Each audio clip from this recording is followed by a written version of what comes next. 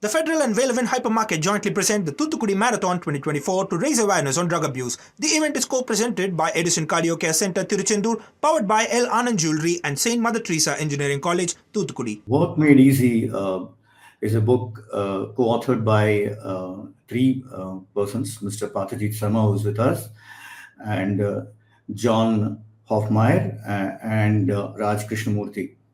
A bit about the authors. Parthajeet Sharma is a Chevening scholar from the University of Oxford, and he's an architect from the J.J. College of Architecture, and he's a workplace management practitioner who uses data-driven approaches to help organizations establish new ways of working. The Oxford-based John Hoffmeyer is the chairman of Cadence Innova, a chain management consulting firm based in London. Before beginning to teach at the University of Oxford and becoming chairman of Oxford Pharmaceuticals, John had a 20-year career in equity investing, venture capital, consulting, and investment banking. The London-based Raj Krishnamurthy is the founder and CEO of Free Space, one of the fastest-growing workplace technology solution providers. He balances his passion for technology with creating value-based solutions that sustain for the long term. He's an expert in user-centric thinking, solutions, and systems. Mr. Sharma, I would like you to tell us a bit about the book, number one, and also about how you ended up writing this book. Okay, thanks to you, Giri, and the Federal for having me here today. So, how did I end up writing the book? Well, I think a lot of times you gave a very nice description about the three of us, but still a lot of people don't understand what is workplace transformation, what is workplace strategy, and three of us have got a unique experience, and all of us have certain common things that we bring to the workplace. Raj, in terms of the technology that he brings into the workplace technology. John, in terms of the change management work that he's done, and me, in terms of amalgamating all of that and packaging it as things that we call workplace experience design. And sometimes it's very difficult even to explain to my family. My family asks, my children ask, "What you do?" You studied architecture, so I thought, it's a moral responsibility, not if not for everyone, but at least for my family to write something which makes sense for them at least. But jokes aside, I think we've had a lot of experience in different diverse fields, and we saw all of this merging together when work went hybrid during the pandemic and after that. And we did feel that it's time that we share what we've learned in the combined experience of 100 years amongst the three of us, and not only theorize this. I mean, the book has a lot of theory in it, which is a part one.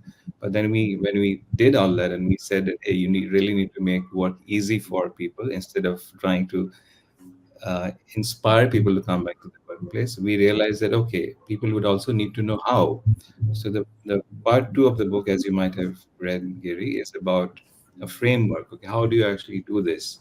So the book has two parts. Part one is why you need to shift your thinking from inspiring workers to come back to office 5 days a week or 3 days a week to making work easy and simplified for them. And part two is how do you do that framework? And we're not saying that if you apply the framework, everything will be hunky dory at the workplace. It's not that. It's a framework. It's not a silver bullet. You can pick up things from there, and you will all work. And as you read the book, you may just realize that, hey, I'm already doing this in my organization. But then the book helps you realize why you're doing it. So it links the why and the how in the book. So that's essentially what it is. The book has two parts. It's based on the theory. There's a behavioral theory, which is that any human action will take place if you make work relatable and if you make it easy for them, meaning it takes lesser time, lesser money, less physical effort. So it's based on that. And we have seen this premise being used in the world of technology, right? I mean, if you go onto social media shows us more of what we relate to, and it makes it very easy. You just have to click a button. And we thought that if we take this theory onto the world of work and make work more relatable, every touch point in a workplace journey relatable, and make it very easy for people to do it, the complexities of the hybrid world of work, I think, will become simpler. So that's in a sense what the book is all about, Giri. So I assume this is a book that needed to be written now, more than anything else, more than ever.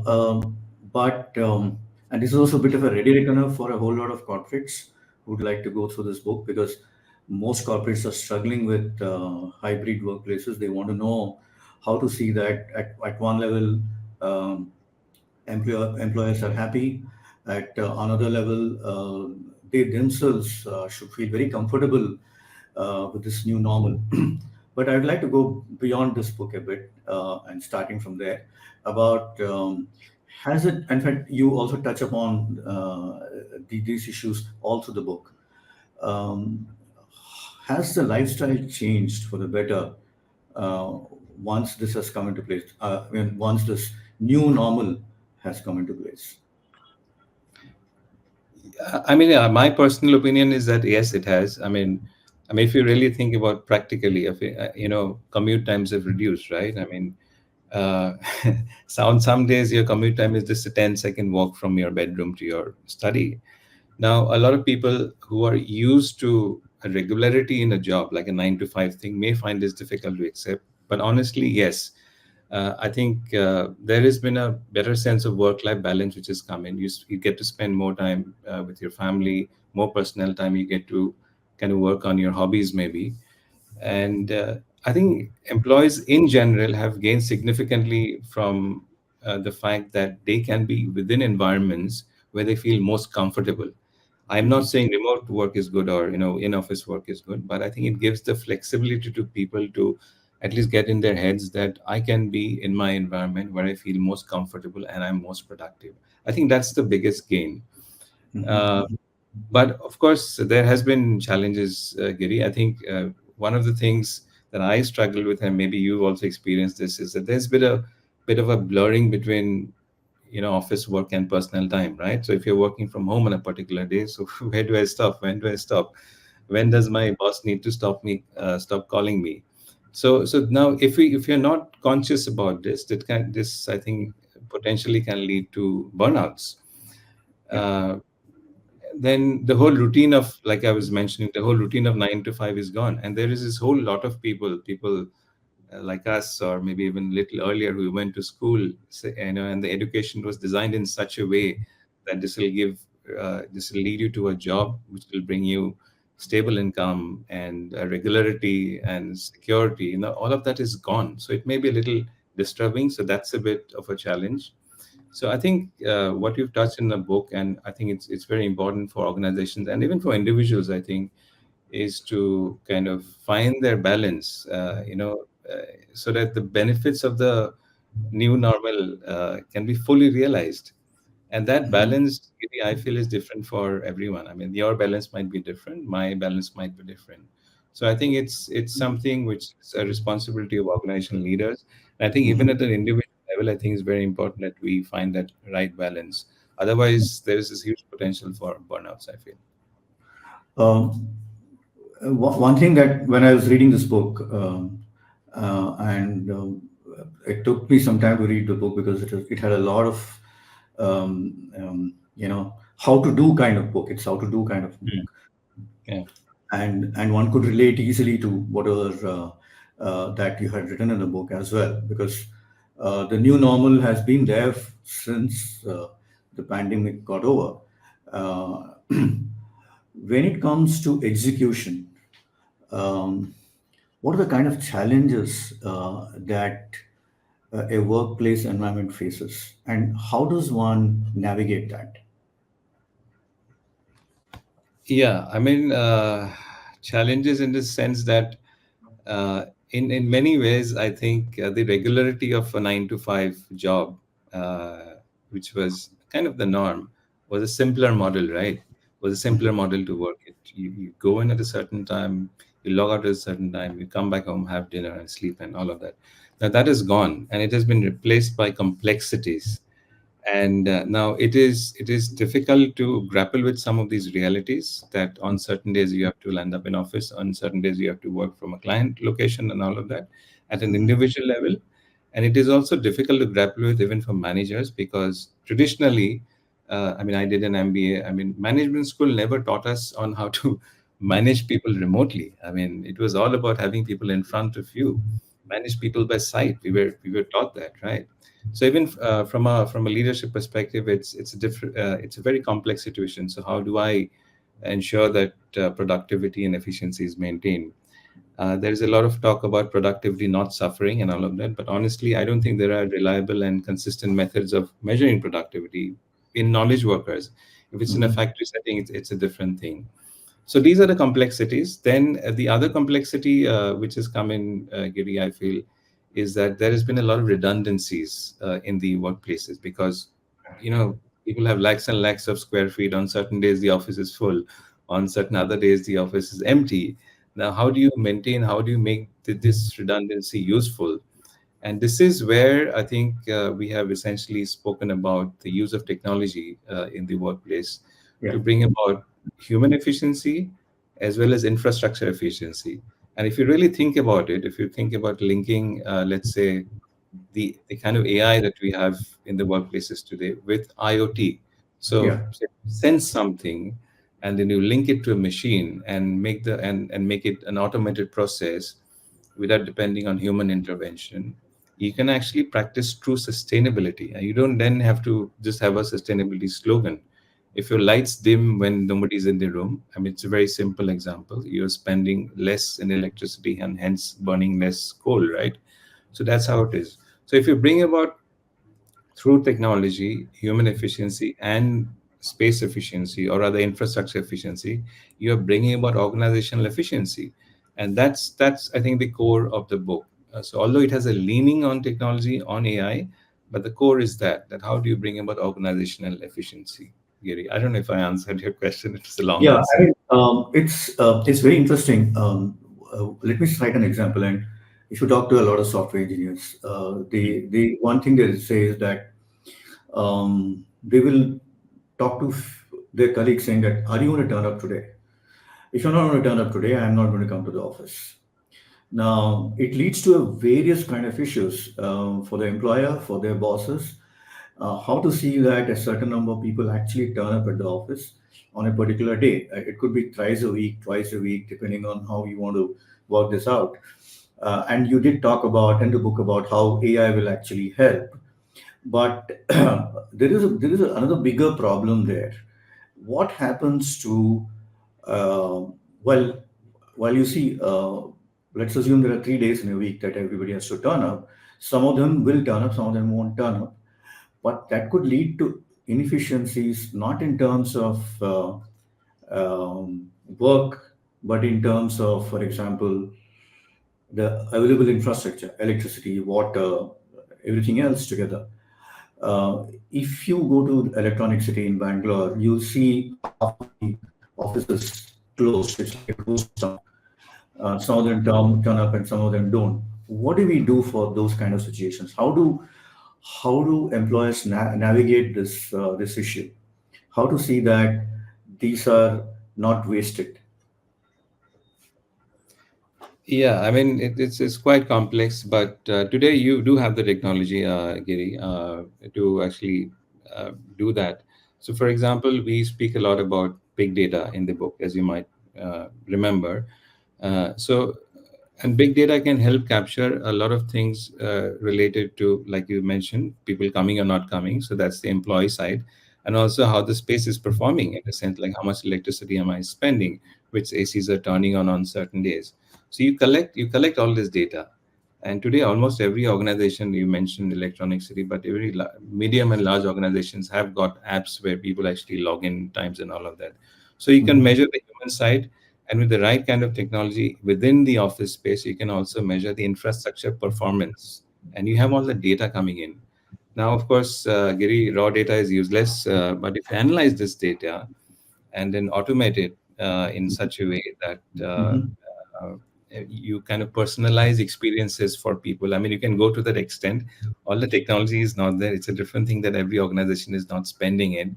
But if you go back to the core, that if you make work relatable and if you make it easy for them, you can actually do that with the kind of technology which you have. Let me think of an example. For example, if you said my friends go to my colleagues or my team, prefers to work in an office on a Wednesday. So if you have, let's say you have a booking app on your phone, a seat booking app, because you've got unassigned seating, and I can see which of my friends are going next Wednesday, and I can block a seat which is right next to them. So you're essentially clustering teams in a certain part of the office, and that allows you not only for people who work together, so that brings in team efficiency, but it also probably allows you to not release the entire floor or not release a certain one particular floor where traffic is seen as low, and hence it is not available for booking also. So you're getting me. So if you analyze the data, you can do a lot.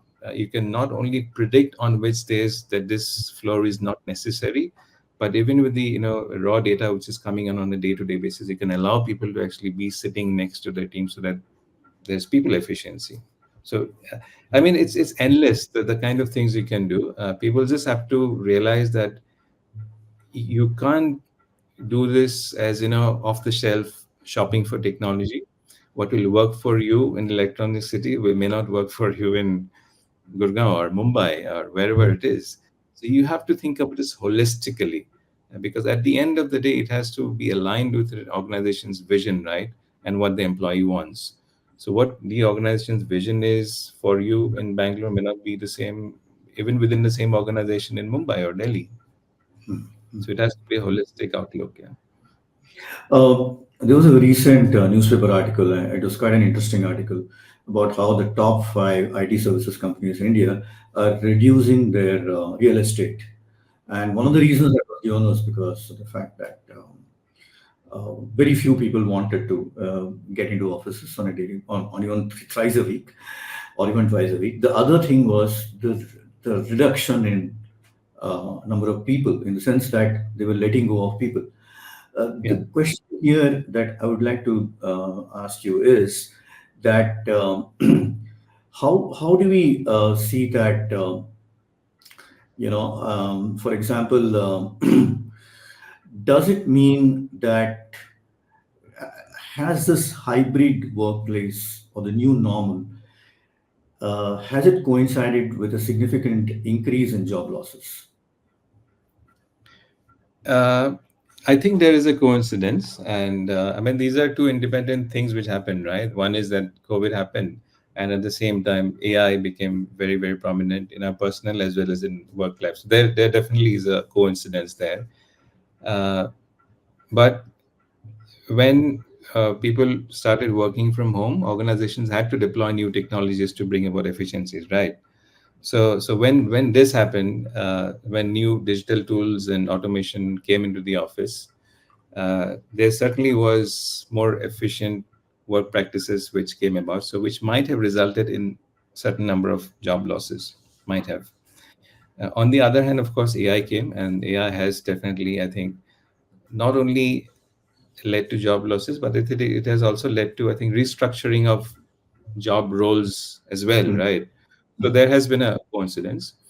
But I think it is not only, like, for example, I just met somebody who's a little senior.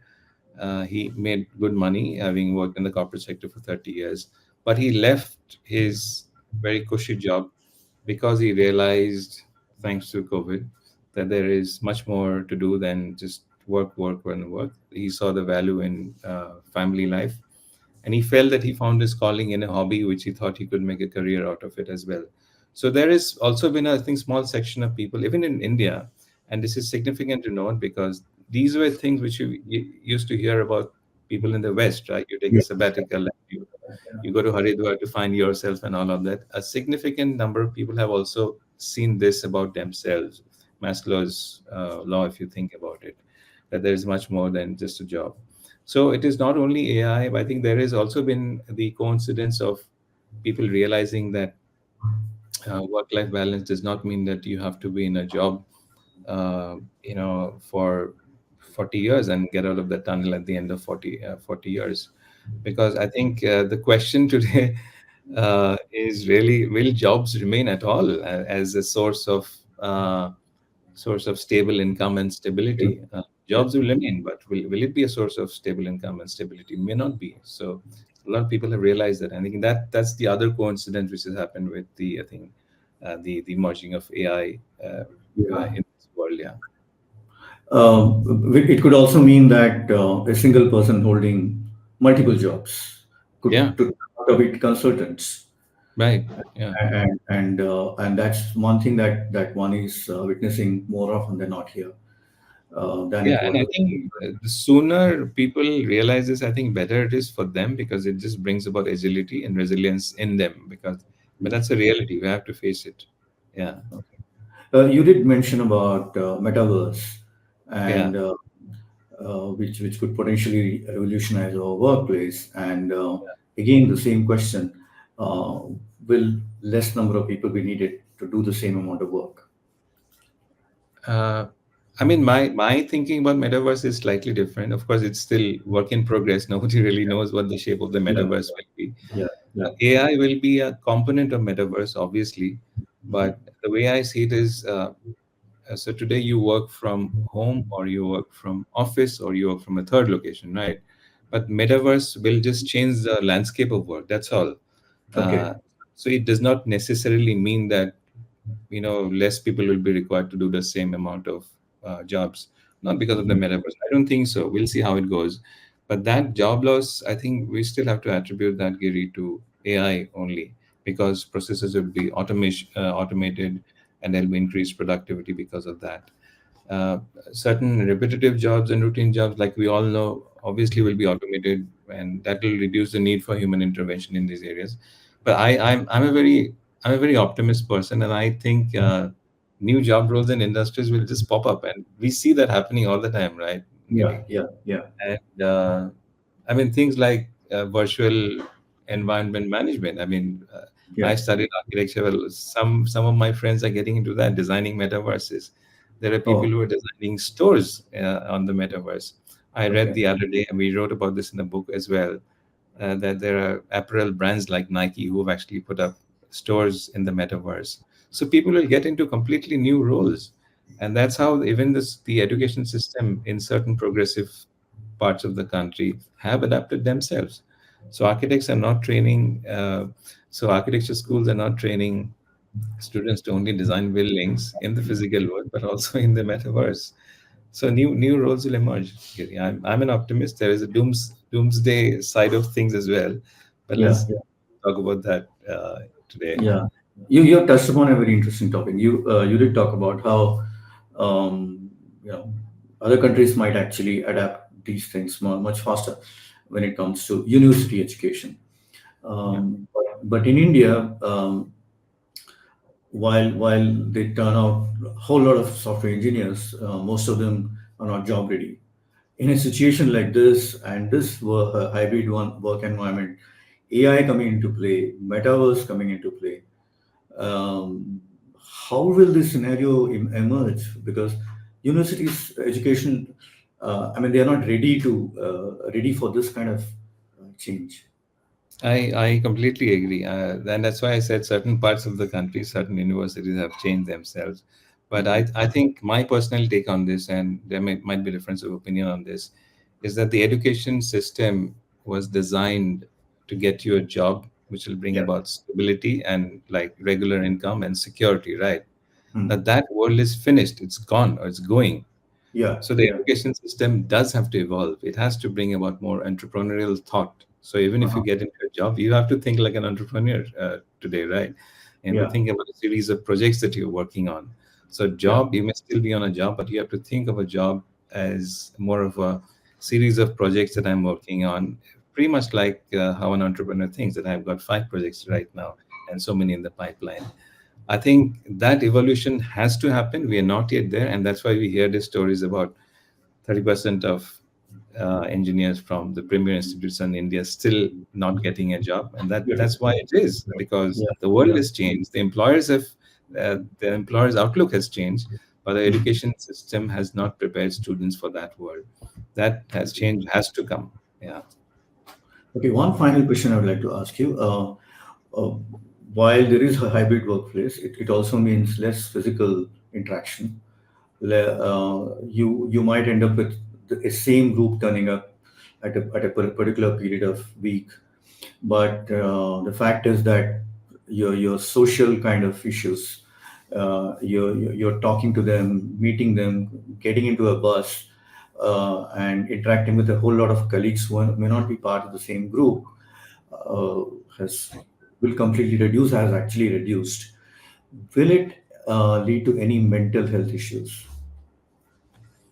Yeah, it has the potential to do that. I mean, the inability to discuss the match between India and Australia last night and gossip about your boss, which can be very therapeutic, therapeutic, right? Sometimes, is has the potential to reduce human connections and bring about mental issues. And but at the same time, I just like to bring about a paradox to that, is the Mm. fact that due to automation, and we just spoke about the job losses, and there is a parallel narrative which is evolving, which is about the development of meta skills, about people skills. Okay. It's because it's only the people who will develop these people skills, like human interactions, your communication skills, knowing different languages, who will actually stand apart. So it's very, very important that this human interaction is propagated within organization, and I think it has to be intentional, Giri, intentional from the part of the organization, as well as it has to be intentional from the part of an individual as well.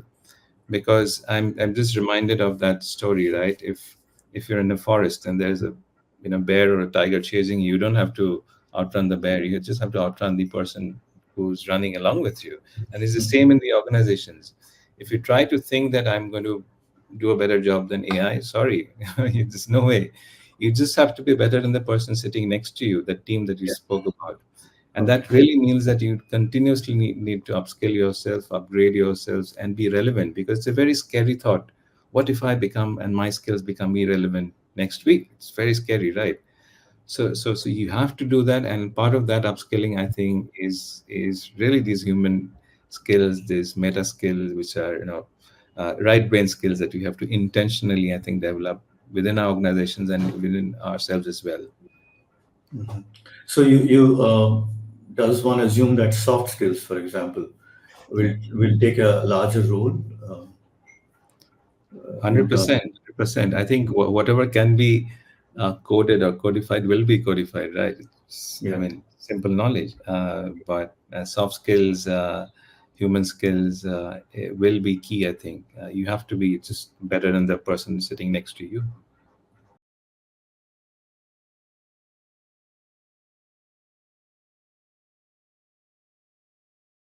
The Federal and Velvin Hypermarket jointly present the Thuthukudi Marathon 2024 to raise awareness on drug abuse. The event is co-presented by Edison Cardio Care Center, Tiruchendur, powered by L. Anand Jewelry and Saint Mother Teresa Engineering College, Thuthukudi.